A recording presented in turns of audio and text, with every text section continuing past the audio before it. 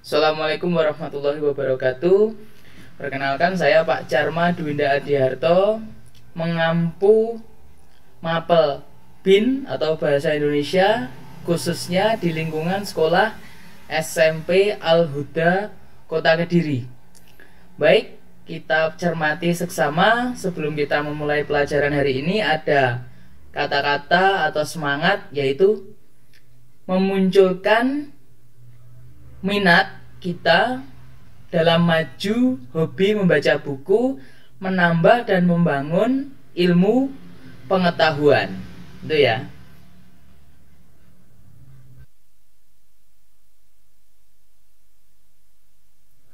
Di dalam pembelajaran bahasa Indonesia ini, khususnya di kelas 7 semester 1, yaitu unit pembelajaran 2 atau bab 2 tentang berkreasi dalam cerita imajinasi.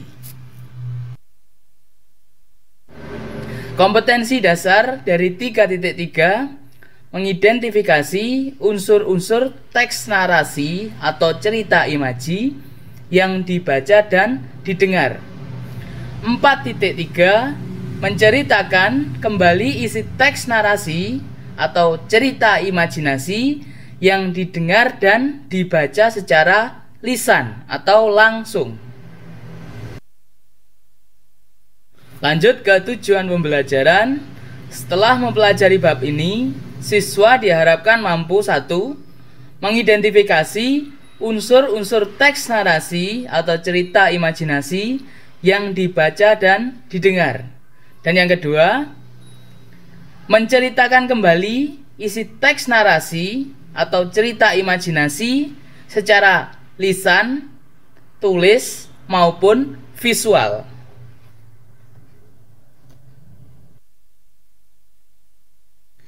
Lalu, pernahkah kalian membaca kedua buku berikut, baik Harry Potter yang berjudul Deathly Hallows ataupun Cinderella? Mungkin dari kalian pernah membaca salah satu dari buku ini, baik boleh Cinderella ataupun Harry Potter. Tidak asing kan? Kedua judul cerita tersebut merupakan contoh cerita imajinasi. Dalam isi cerita disebutkan bahwa tokoh memiliki kemampuan secara ajaib yang tidak dimiliki oleh manusia pada umumnya. Memiliki keanehan atau sesuatu yang mustahil terjadi di dunia nyata. Itu gambaran sedikit tentang dua contoh buku yang sudah ditayangkan di slide sebelumnya tadi.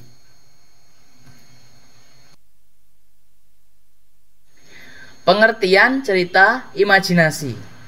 Teks cerita imajinasi adalah teks yang termasuk teks narasi. Jadi teks imajinasi itu mengisahkan sebuah cerita tentang hasil rekaan dan khayalan dari seorang penulis. Jadi apa yang dimaksud teks imajinasi itu sama juga dengan hayalan atau halu dari seorang penulis. Lalu, cerita imajinasi bisa dikatakan juga sebagai cerita fantasi.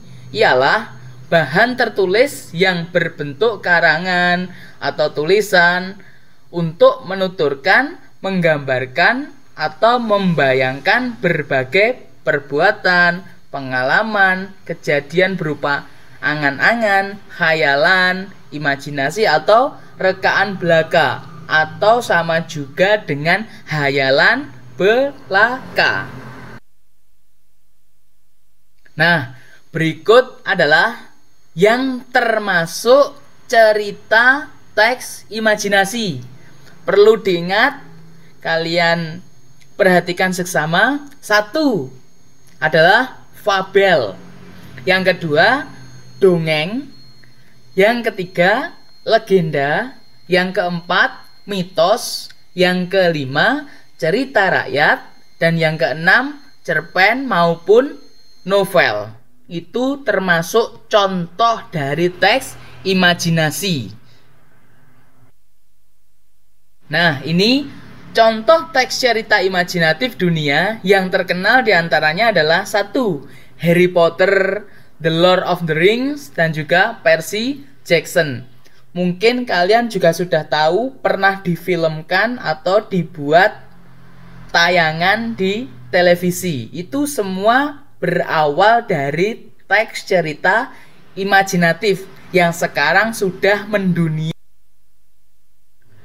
Setelah kita tadi mempelajari tentang arti dari teks imajinatif itu apa, dan mempelajari mengetahui contoh-contoh dari karya teks imajinasi yang sudah mendunia, saatnya kita mempelajari tentang unsur-unsur cerita imajinasi.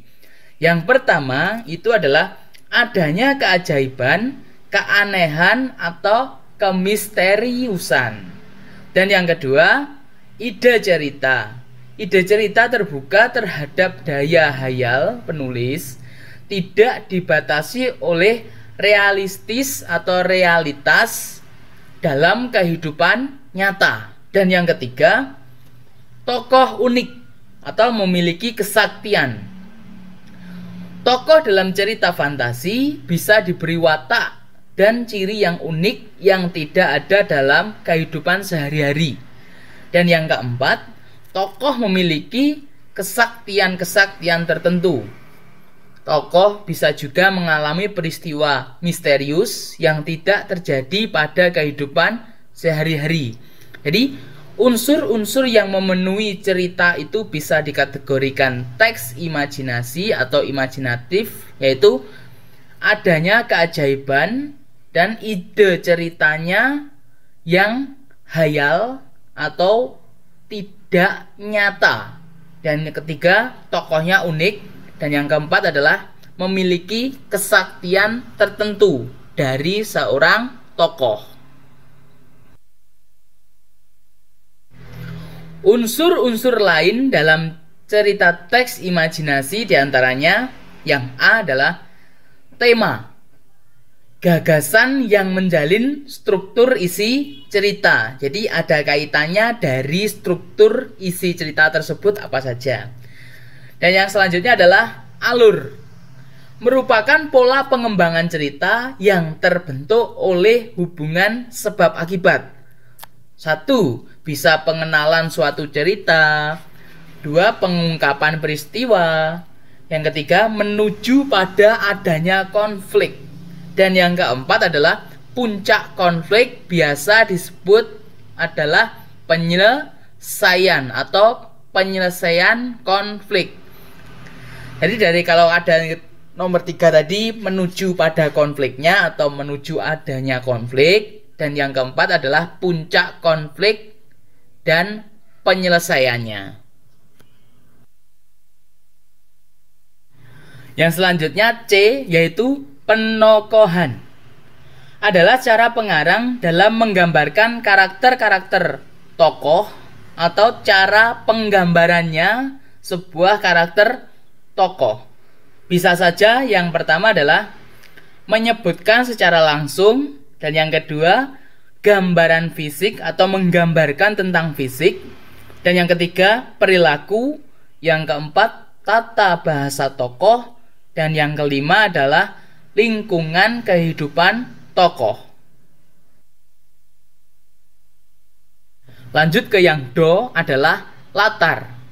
Latar adalah tempat, waktu, dan suasana ketika peristiwa dalam cerita berlangsung.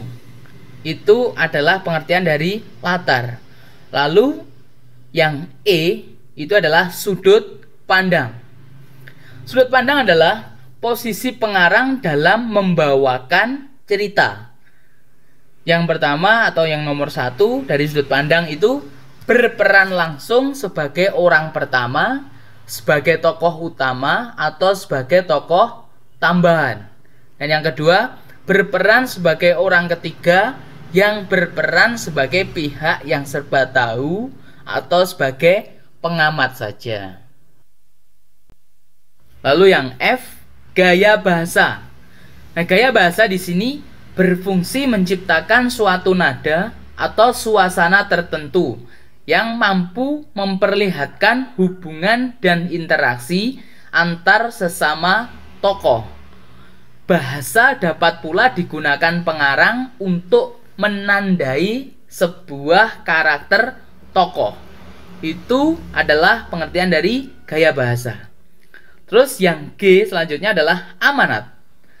Amanat merupakan ajaran moral atau pesan yang hendak disampaikan pengarang kepada pembaca melalui karyanya.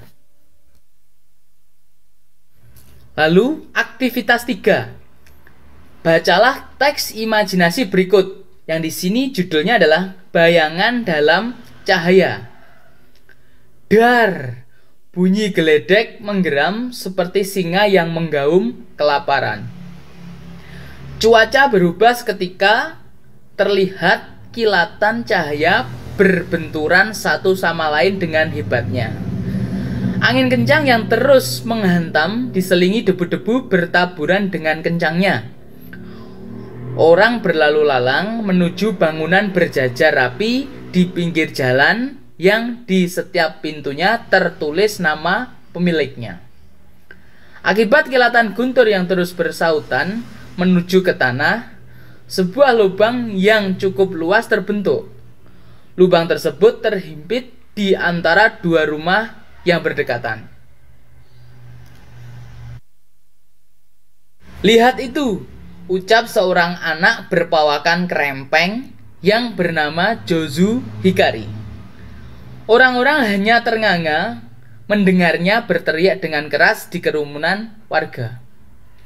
"Apa yang kamu lihat?" kata seorang kakek mencoba memberi simpati. "Tadi aku melihat sebuah bayangan keluar dari kilatan guntur yang mendatangi lubang itu," balasnya. "Mungkin kamu hanya ketakutan mengalami kejadian alam dahsyat ini," ujar kakek itu sambil tersenyum. Selama berjalan menuju rumah Jozu, terus memikirkan bayangan apa yang keluar dari kilatan cahaya tadi. Ia termenung berjam-jam di kamar sambil membalik-balikkan buku untuk mencari tahu bayangan apa yang dilihatnya tadi. Dalam sebuah buku yang berjudul Legend of a Miracle, dia menemukan legenda tentang bayangan dalam cahaya. Di buku itu tertulis bahwa setiap 100 tahun sekali akan terjadi bencana alam yang cukup besar, dan bayangan kekuatan akan keluar dari sautan guntur yang terus berbenturan.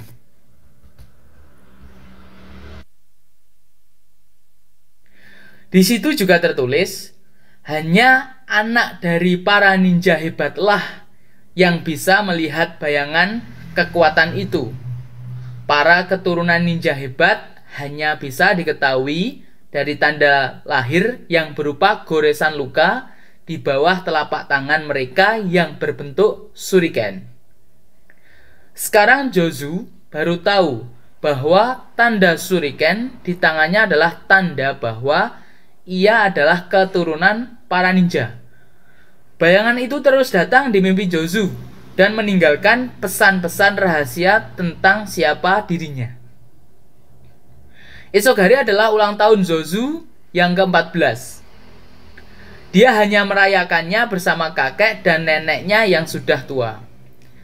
Dalam perjalanan menuju sekolah, ia merasakan hal aneh pada dirinya. Dia bisa berteleportasi secepat guntur tanpa ia sadari, dan tubuhnya bisa mengeluarkan kelebatan guntur yang berbahaya. Ketika menyusuri jalan Aomi,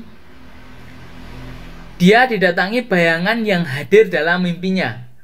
Bayangan itu memberitahu siapa ia sebenarnya. Bayangan itu masuk dalam diri Jozu dan membuatnya menjadi lebih bersemangat dan kuat.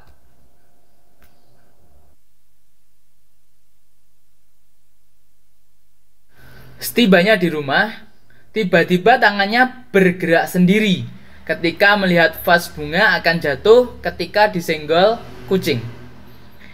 Dia langsung pergi ke kamar dan berdiri di depan kaca dan menanyakan kepada dirinya sendiri tentang apa yang telah terjadi pada dirinya. Dengan samar-samar, Jozu mendengar ada orang yang berbicara kepadanya. Ia adalah sosok bayangan yang telah masuk pada dirinya. Dia menjelaskan pada Jozu tentang apa yang telah terjadi pada dirinya.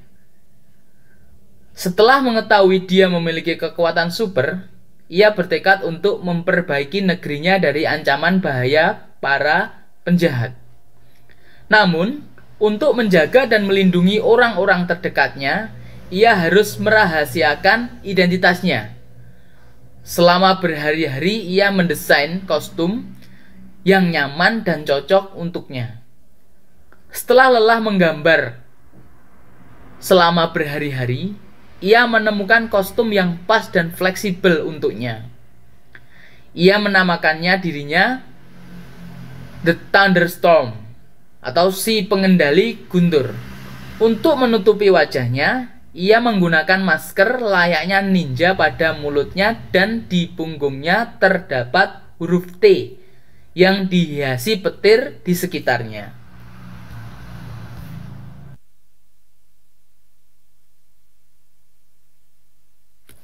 Yang kedua, identifikasilah unsur-unsur yang berhubungan dengan isi teks tersebut.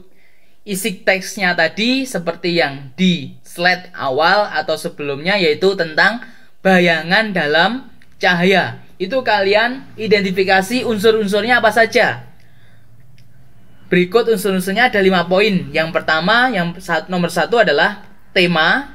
Yang nomor 2, latar. Yang nomor 3, tokoh dan wataknya. Yang nomor 4, konflik. Dan yang kelima adalah akhir cerita.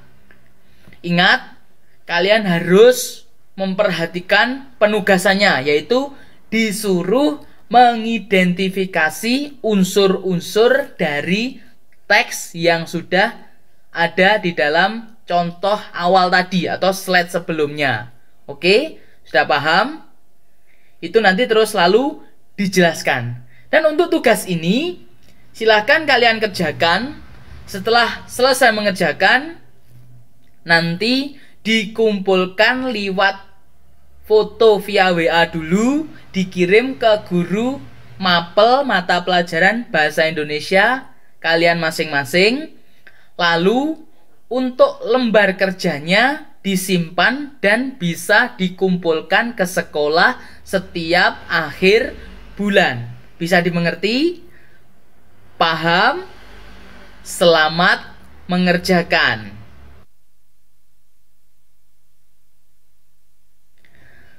Ya, sekian dari pelajaran dari hari ini. Semoga apa yang kita pelajari benar-benar bermanfaat dan barokah. Jangan lupa tetap memperhatikan protokol kesehatan selalu. Kalau tidak penting sekali, jangan keluar rumah. Jaga iman dan imun. Oke? Saya akhiri. Wassalamualaikum warahmatullahi wabarakatuh.